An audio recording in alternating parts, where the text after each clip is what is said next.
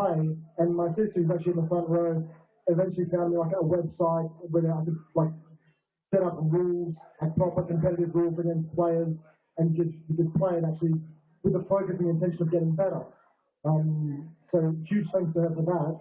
And then she also found out that there were actual events being held in Australia, because I didn't know that that was the case, but they happened to be in Queensland or in Sydney. And with Brisbane being closer, my parents, being the wonderful people that they are, decided to actually, they would drive me up like a 5-hour drive just so I could play, which was really awesome. And they would do that like a few times per year. Now that I live in Brisbane, it's much easier.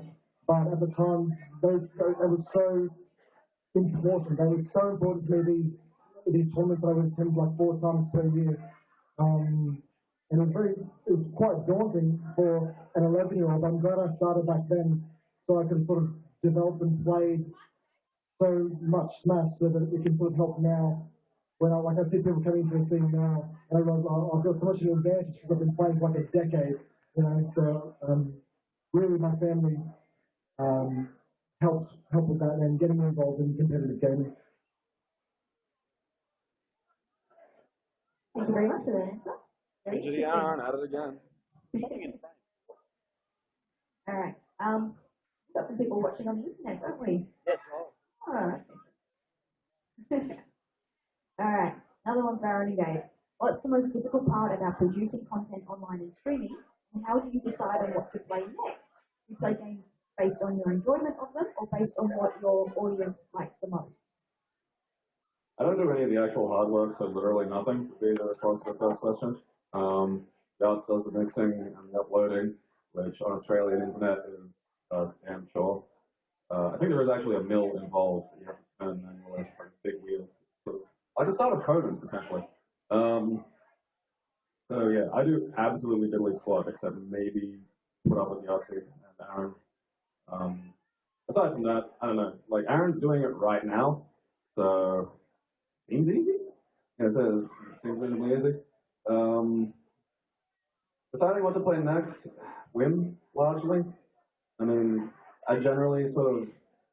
Once I think was it some dude paid us like $400 to play Bubsy, which out of absolute spite because I hate that game. So, and I said like someone like he said how much would it cost to play Bubsy, and I said a stupid number because I was expecting it to just end the conversation and make it go away. But I operate on this weird level of poverty and forget that other people have like lots of money and don't care. So someone like I just said, I mean, $500 each. Like that was the exact amount, $500 each. And then suddenly the little thing goes, you got $649. It's like, huh? And then there's this crippling moment of like, oh, now I like suddenly it's contract. Now I've got to do it. I can't not do it. Like that's real money. So I kind of got stuck doing that. And that was after what was like 18 hours in to some stupid 24-hour thing you made me do. So that was terrible. Aside from that, I mean, if I was going to put any will into it, I'd probably do a little bit more kind of depth of critique stuff. I think there's a general absence of sort of real like critical examination of games and how you should deconstruct them. But I don't know if I can really. I prefer to write more, so I don't know if I can really bother doing that as a video series. But aside from that, really just what's fun or what a big horde of anonymous internet people naggers are doing. Need a question. The most difficult part about producing content, I find, is sticking to a schedule, having a constant upload schedule, and also Australian internet really sucks.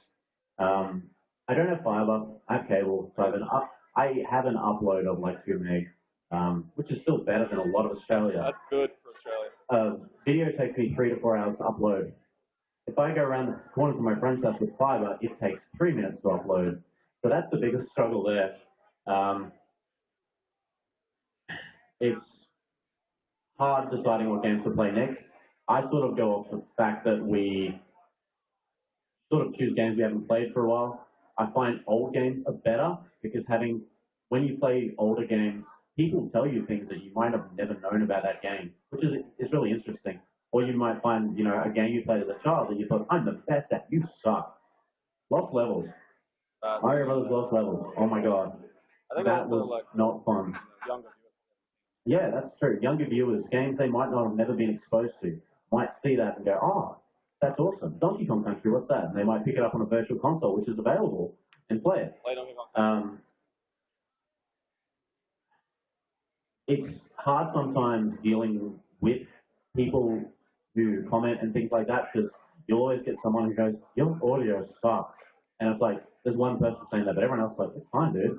So it's really hard dealing with those sorts of people. And there's also a lot of people who will go, can you play this game next? Can you play this game yet? Oh, please play it. And it's just, you want to sort of please them, but it might be the worst thing in the world. So you try to play it as best you can. Someone actually made us play a Commodore 64 game, which was horrible. It was, I've got no words. Like, I've still got a Commodore 64 in nearly every single game, like, in the flesh there, and yeah, it was not fun. So yeah. I'll add one thing. It's probably the joke games that bug me the most. Like, someone will always suggest Desert Bus, and it's like, that's one joke, and it really stops, like, because it stops being funny after, like, 30 Sonic seconds. 06. Yeah, obviously. Play Sonic 06. No, it's there, it's one joke, and then get that it goes for, like, over a few hours. It's terrible. So I usually prefer, like, people to recommend, like, games they really like, or weird games they really hate, not, like, the Right to Hell Retribution. We've already been kind of done to death.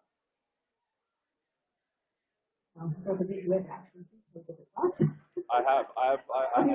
When it first came out, I got really drunk and tried it. Okay. And there was an ISO. Yeah, I know. When I was there was an ISO of the old Sega CD Pantella collection, which is what Desert Bus is from. Finally leaked onto the internet around 2006. So I think it had been around before that, but it was a stable torrent. So of course, being a Pantella fan, I downloaded it and thought the Desert Bus was hilarious, and figured I'd get incredibly drunk and try and beat it. And that's funny. So like it's for a terrifyingly small amount of time. Like you sit there, and go, and then you realize it's been like 2 minutes, and it's an 8-hour drive. It's an 8-hour drive in real time. Nothing with like Mega Drive graphics and sound. Nothing changes. I think at the halfway mark, a bug hits your windshield. That's it. Not funny. It's not fun. It's like being waterboarded. It's terrible. No, it is 100%. Like go by itself for the description. Yeah. So you have to actually. It's an incredibly well designed piece of bollocks. All right, another question for Jesse. What's the most difficult part about mastering a game to competition level? Well, I've never mastered anything. The Americans can attest to that when I went over there. They mastered it. The hardest part, the mentality, honestly, I suppose. The mentality is the hardest thing. You see people and you play them, like people who are new to the scene who can do all the flashy tech skill, and they move really well, and they play really well, but then you'll put a little bit of pressure on them or something, and they just capitulate. And when I was a kid, that happened to me for years. Whenever I would play like an air quotes top player, I would just panic. I still do. I did it against the Americans when I went over to America, and that's definitely the hardest part. And even the best players in the world, I think in virtually any competitive thing, gaming or sport, would probably agree with that. Sort of controlling your own mentality and not panicking. Not panicking is really difficult. But you know, it all improves with practice. And it never really goes. You can never really perfect it because you can't just turn your brain off. And if you do, you don't want to do that because you know you'll make mistakes. But remaining calm in those high pressure situations would definitely be the hardest thing. But I think myself and everyone else, who's probably in Australian competitive Smash, has to deal with for sure. Right. Let's talk about some tournaments then. And Aaron, you've also run some tournaments before. Would you like to explain what you were setting them up?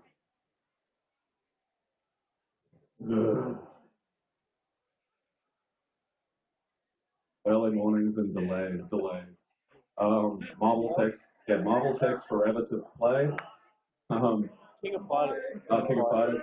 I love Jessica playing Smash 4 because that's on the Wii U, which is small, and can be played on a new TV, which is small, as opposed to the melee players who, like adorable little turtle people, show up to every tournament hurling their like CRTs on their backs and then taking up literally 3 times the space of all the other games combined. I love them though. Like, it's, you know, I'm making fun, but it's nice to see it's a great support for a game that you normally think is dead. Um, I think it's, well, I mean, you do most of the logistics. Like, Aaron tends to do the setup. I tend to just sort of run around and put out small fires as they crop up and just kind of repair things. So having someone to do that, I'd say, is kind of useful, having a few good volunteers. Aside from that, I mean, I suppose Aaron can talk more about the actual nuts and bolts of making the tournament. So, in Australia, it's hard. It's hard. We don't have the player base that overseas does. It's getting huge though here. It's really getting bigger. But a lot of people don't realize in the States and other places in the world, there's a lot of opportunities for sponsorship, for hardware and things like that. In Australia, most of it's community run, so running off our own backs. Our first ever meetup we had was at Gabriel's house. Um, you know, we put it on Facebook. We were like, we want to play fighting games. Who's going to show up? Like, and we had, I think, 4 or 5 people show up. We had 2 Xboxes and we were like, no, PS3s, and it was awesome. Like, some people we had. The next week, at the door, 30 plus people just kept coming, and they just kept coming. We're just piling them in. I think we have a photo of it somewhere still, Yeah, it's of on 30 Facebook. people sitting in your lounge room, which is like the size of the stage.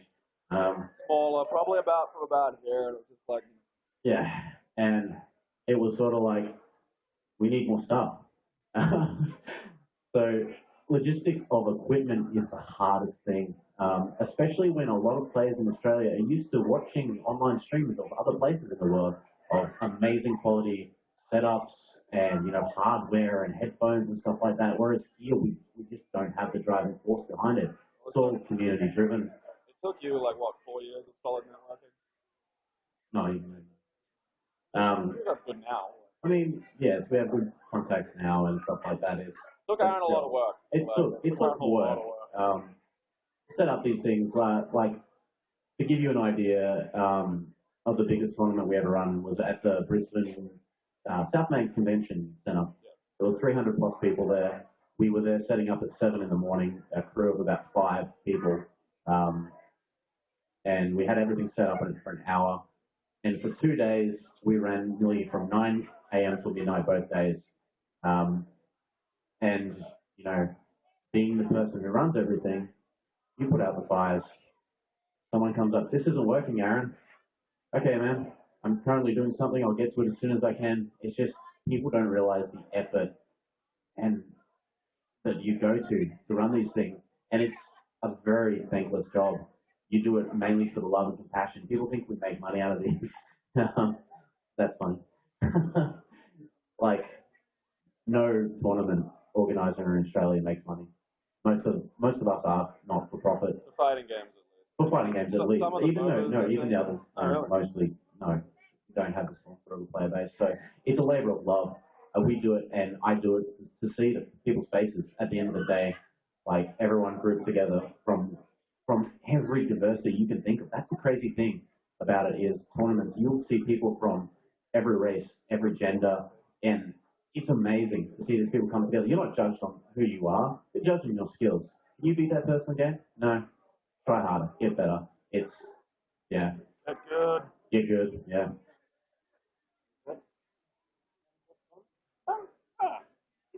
what's it like playing in tournaments, have you felt any of this? Have you been one of the human burdens that complains when things don't go your way? Or? What from your side?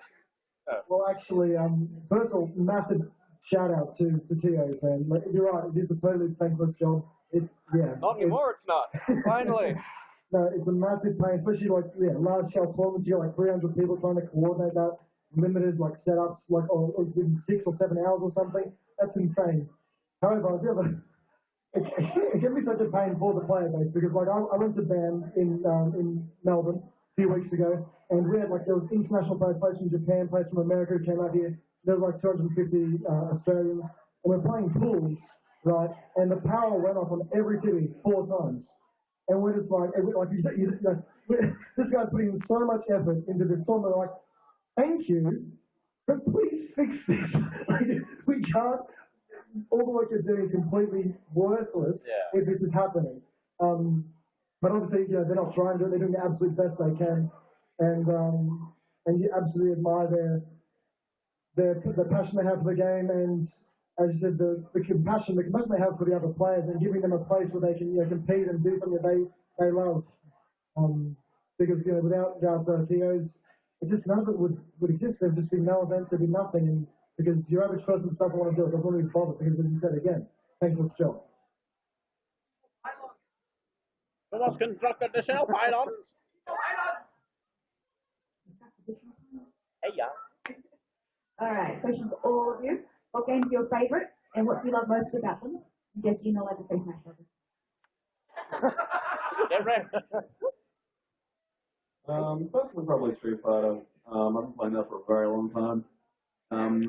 I like competitive fighting games because it's kind of like, imagine a game that's purely involving boss fights. Like, kind of, to try and find a decent analogy for it, like the fun of a really good Dark Souls boss fight, but where every time that boss comes up, they might approach you in a completely different manner. So you're playing, a human player, playing in this really kind of small form environment. Like, I play a lot of Street Fighter, so it's a very small form environment. I like Street Fighter because it resets to neutral an awful lot. So if you play, say, something like Marvel vs. Capcom 3 or Skullgirls is another popular one, and I don't think it's a bad game. I just like, if you get hit with one little thing, these can expand into incredibly long combos. And the base, like some games, like some of the worst balanced games have touch of death combos where you get hit with that one thing, you may as well put the controller down and just hope that your opponent messes up and drops their combo. Generally, I personally, I really don't think that's a very good sort of designed fighting game. That's why I like Street Fighter, because you cannot kill someone in one combo. You can maybe get, like, if you've got a lot of meter built up, you can knock them down to about half health. And then it resets to neutral, and you're playing not your own ability or your ability to memorize a combo string, you're playing the other player. And that's where the interesting part is for me, because then you can win, you can be bad at the game and win. Like, there are some great videos online of, like, people who just don't know what they're doing in Street Fighter, because they keep doing the stupidest thing that you could possibly do at that instant, the pro's not expecting it. Like, there's some really great footage. It's like, why would you ever jump in constantly, like 5 times in a row? And it's every time. And because it's the last thing you'd expect, they won. And so there's this fascinating sort of psychological component. And that's why I like fighting games. That's why I like, sort of Street Fighter. Broadening it out, I try and just grab a little grab bag of things from sort of each generation. I loved Alex Kidd in Miracle World because it came with my Master System too, but it was also, I think, a really, really solidly designed game. I urge you, if you're interested in retro stuff, to go back and have a look, because it got completely overshadowed by Mario and then finally Sonic. SNES era, so SNES had some of the great RPGs and adventure games, things like Chrono Trigger, Link to the Past, stuff like that.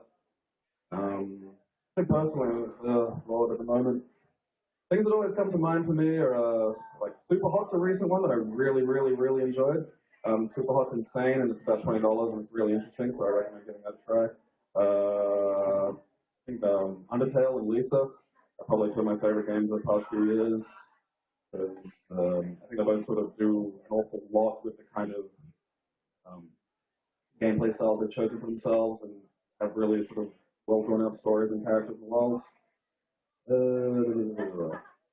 Feel free to just ask me. Like, I can talk about hours and hours and hours. So if you're still curious after this, just come harass me wherever I'm sitting.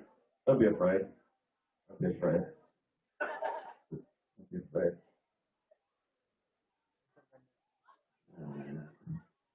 My favorite game of all time is Donkey Kong Country 2. I played it the most as a child out of the DK series. I remember there was Diddy Kong Country ice creams with tips on the sticks, and that sticks to me. That was like my favorite game. Nowadays, I play team-based games because I hate myself. My favorite game at the moment is Overwatch. I'm a big Blizzard fan. I have played WoW since the alpha. I have been subscribed since it came out. I have WoW tattoos. That's pretty much my big one. On my shoulder. I have a horde symbol, so Lockdown Ogre, yeah. I also play Alliance because I like the story and I'm a big lore nerd. So anything Blizzard, I will stick to like a clam. Like, I love Blizzard games. I love the atmosphere of Blizzard games. I've met a lot of my long-term friends, family. I've dated people through the game. It's just, that's, to me, that's the big end and all. It's not just a game, it's a social experience.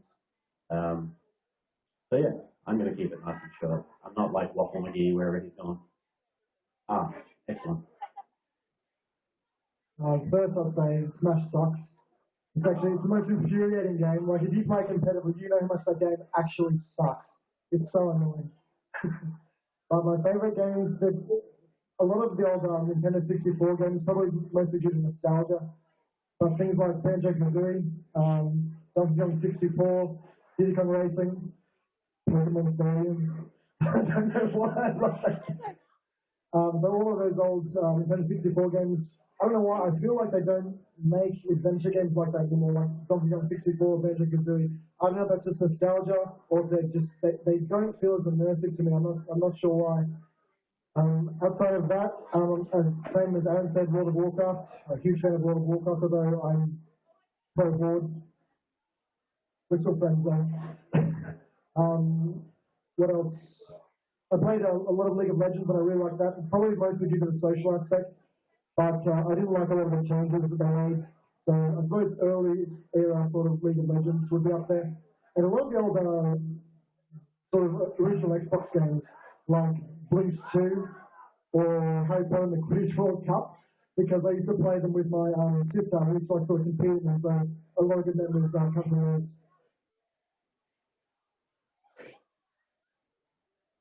I'd win by the way. What? Alright, we're down to our last question anyway. So you could have held it. I really couldn't. Was there Q&A?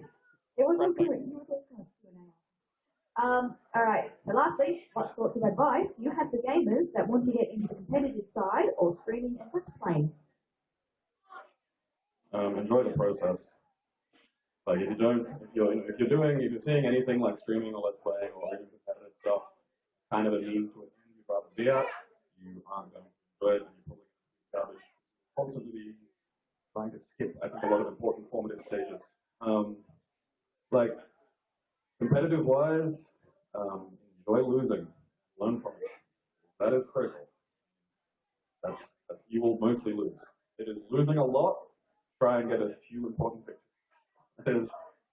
That's probably the key to any kind of competitive gameplay. Is you should really enjoy it.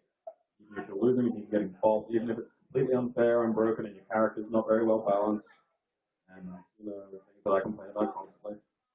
Really enjoy the process, and I'd say that really does translate to any kind of content production as well. Is have an idea of what you'd like to do. Do you want to entertain? Do you want to inform? I don't think enough informative stuff is done. I really enjoy the sort of I like the idea of somebody's going to take one sort of tiny factor of a game or one maybe obscure game or an indie game or something that people don't really think about, and then do like just a 3-hour video going on and explaining in bizarre minute detail why they like that sort of cool thing. I think there's a lot of insight in that. Learn sort of the mechanics of game construction, how to sort of elicit the positive feelings that people have discussed about that.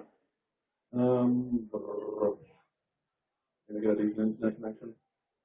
Like, that's, If you can. yeah, the best internet connection you can manage in Australia. Because I think I've got 100 down and 3 up, which is I think the best office thing you can get, like outside of NBN. Like yeah, I'm not in an NBN area, so it makes me upset every time I hear somebody else has NBN. Yeah, every now and then me and Aaron will be on stream or something grumbling because people will go, why is the stream lagging? It's like 100 down, 3 up. And I think someone from Sweden said, I have 1,000 down, 1,000 up. And I'm just like, that's talking about space numbers now. Like, I don't believe you. That's where people share their speed test numbers and stuff, and it's just terrible. So yeah, I'd recommend you're gonna have to spend like 130 a month on an internet connection, provided you're not in some, godforsaken regional area of Australia. But aside from that, yeah, love what you do. Competitive wise, I've competed competitive wise in a few things. Pokemon and fighting games. As Gabe said, get used to losing because you can find out very quickly if you're cut out for competitive. If you don't like losing and it destroys your world, when you do, there's either two outcomes. You'll look at your replay and analyze every single little bit of it, what your opponent did, what your options were, and you'll try to get better. Or you will throw away, he was using a broken character, that's why he won, and you won't enjoy the game. As soon as the game starts being fun, like to a level where you don't want to play it, you don't want to see it, that's when it's time to give up for competitive gaming. You've just got to have a love for it, and you've got to have the ambition. Like if you, like Gabe and I, like when we play fighting games, it usually starts like I come over like 6 o'clock at night, and it's like it hits 9 p.m. and it's like, oh, one more. Next thing, it's 3 in the morning, and it's like, I have to work tomorrow, dude. Come on, one more. I don't. So competitive-wise, that's for me. Content-wise, the biggest thing I have to offer is to be yourself. There is so much talent out there nowadays, and a big pitfall people fall into when they start making content is they try to please everyone. You can't do that. There's going to be people who don't like your content. There's going to be people who love your content. Never change who you are in order to get that bigger audience, because people will hate you for it in the end, and you'll hate yourself for it. Just keep plucking away at it. I mean, we did a 24-hour straight live stream on Twitch. We had 49 viewers for 14 hours straight. That's insane to me. I wouldn't do that. I wouldn't watch me for 14 hours. But people did it. And that's crazy to me. So some people out there will really love your stuff. And I mean, we've got some lovely messages from people who've had like mental disabilities and stuff, and talked to us and said, you know, I struggle with autism, and you guys actually make me feel really good about it, because I mean, we're pretty Australian, and we don't cut our language or our insults, and we insult everyone without being like, not over the top and bad, but just Poking fun, not poking making fun, not making fun. That's correct. And a lot of people find that helpful, because we're not making a special case for them and pushing them away from people and saying, okay, you've got this, we're going to treat you different. We treat everyone the same, and some people really need that. I think that's what content creation is all about, is getting your message out there and sharing your gift with people and making a lot of better players, because there's too many dicks out there. Honestly, just play a MOBA, you'll see them. Or COD. But yeah. Or Street Fighter. Or Street Fighter. Smash. Or any game. There's bad people in everything who just want to see the world burn. But Chess. you need them. Chess. Yeah, chess sticks. Knuckle. Yeah, Bridge clubs. that's all I've got to offer. Tiddlywinks. Yeah. It's a pretty difficult question to know where to start when if you're really serious on getting competitive with a game. I think the best thing you can do overall, as a really general thing, is immerse yourself. Find out as much as you can about the game. You know, watch as much of it as you can, play as much as you can, and practice in whatever way you think will benefit you the most. You know, because if you do it sort of, you know, I kind of want to play competitive, or maybe I want to try and win a tournament, it's probably not going to happen, because almost certainly there's someone out there who's trying harder. So you really have to immerse yourself quite strictly into it if that's your goal. And setting goals is also really important, and knowing what you want to get out of competition, right? Because you might enjoy competition, but that doesn't mean you have to be the best. You can enjoy competition without, you know, being the best player around. You might get something else out of it. You might just like competing, you might like the social aspect or whatever. So knowing what you want out of competition is also really important. If you want to be the best, or if you just want to have fun, because that can lead to different choices you make in terms of your character, your mentality, your entire outlook on the game can completely change based on what you want to get out of it.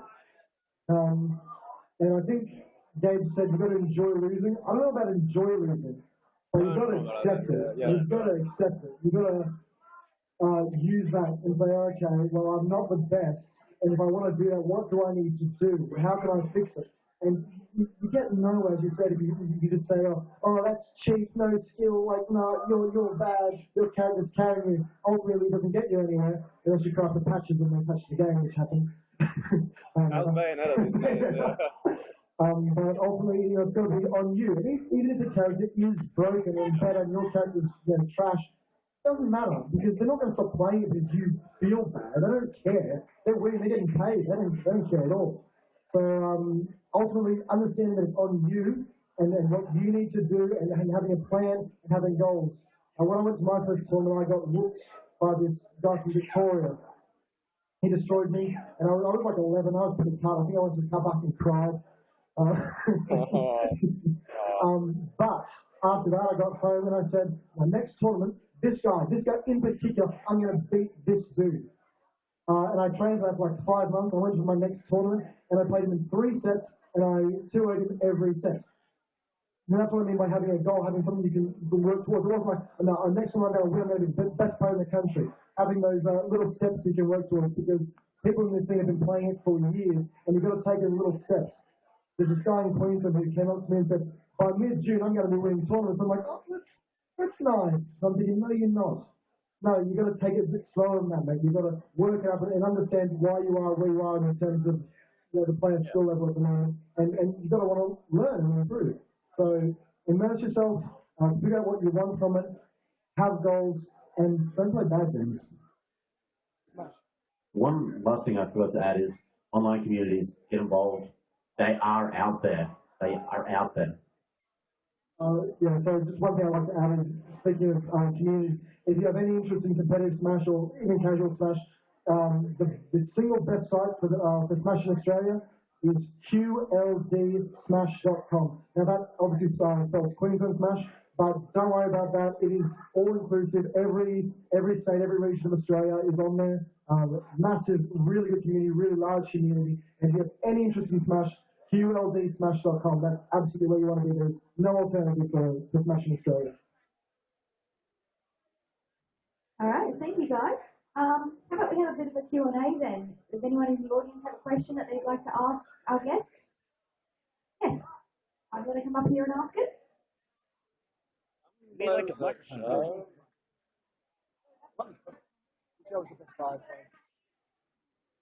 Fire Emblem. My question was to guys, when you're playing Smash Bros. And practice, apart from playing, is there anything that you do to improve your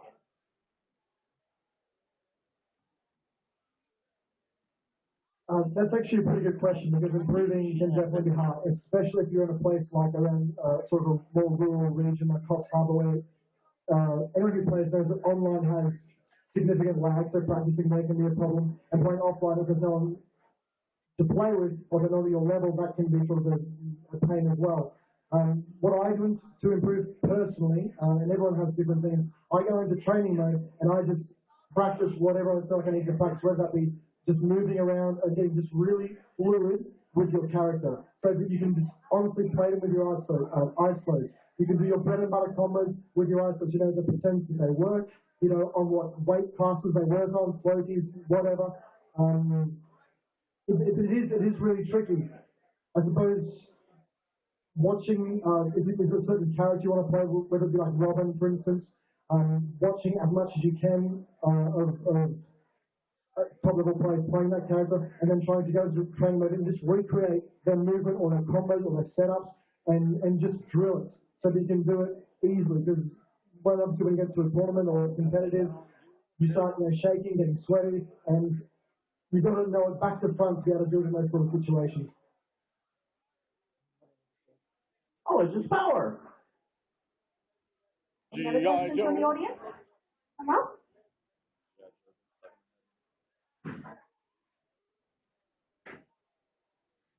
This question's for Gabriel, and I hope it didn't. But what's the game that you enjoy playing the most this year? Slash, what is your game? Oh god damn. I'll drive that man. Kind of like walking into McDonald's and asking for a pizza. No, they don't have it, but you're going to ask for it anyway. I'm going to follow you.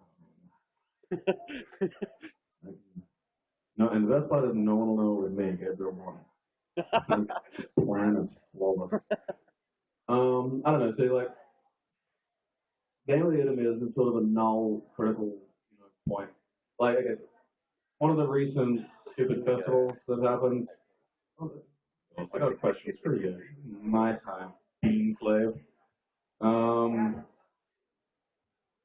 Yeah, like one of the big dudes where they get awards and get trophies and whatnot. There was a situation that came down to Undertale being compared to Rocket League, which is like, if I, like, imagine I run up to you and I go, hey, what's better, the 2008 State of Origin or Labyrinth? And you're going to look at me like I'm an idiot because the question is stupid. There is, like, beyond, like, video games are weird. They're a little bit, they're quite different to things like cinema, where there is way more homogeneity in how cinema or, like, books or anything like that kind of work. Whereas video games have an initial similarity, like, you both, you can play Madden and you can play Undertale with the same damn controller and you're sort of doing the same things. But they are so entirely different that there's sort of no point of comparison. So that's like comparison to critical learning is a great way to grow any kind of art form. Like be it make a game like Rocket League. There's a lot that goes into that. There's a lot of things to do with control, how to balance the game, like how to provide growth within a game while still not, having sort of people be able to get too good that it blocks new players, things like that. Whereas, Undertale is narrative and does sort of like postmodern things with the idea of old RPGs. It sort of operates on people like my age who remember these old like NES RPGs and stuff like that. What Game of the Year does is it takes a lot of valid and interesting ideas about critique and just lazily sort of just puts a time frame. Like that's the only comparative point. It's just time. And they'll try to make little substructures like this is like indie game of the year. But even then, that's what Undertale and Rocket League are getting compared on. So it's a kind of a woefully inefficient way of creating a comparison point.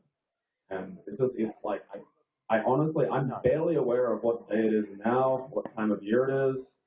I think I got kicked in the temple a little by a goat when I was a kid or something. I don't know. I want to go to the doctor about that. But it's just in every way I can think of to compare a game of the year is just not part of it. So I just don't. You don't like Game of the Year, best game. To you, what is your favorite game? My favorite game I've ever this year was just 355. There you go. But there again, we go. That's a no, because it's not game of the year. Game of the year is a critical statement. It is different to what do you like. Like and critical comparison are different things. If a teacher comes to you and tells you to do like an essay or something on a book, they don't go, why'd you like it? Because it doesn't matter. Have you seen the internet? Have you seen the things people like on the internet? Yeah, it's meaningless. It's pointless. Aaron likes plain cheese pizzas. He's a sad, wrong little human being. No, garlic cheese. That's worse. Garlic. Valueless. Like is irrelevant. What I like, you mightn't like. It's pointless. We talk about Don't give him the mic. Very sorry. Why If you did have you a do question that? for our guests, you can probably talk to the master. Done? Yeah, thank you to all our guests, audience, and thanks to our internet people as well watching from home. And thanks for coming to Level Up.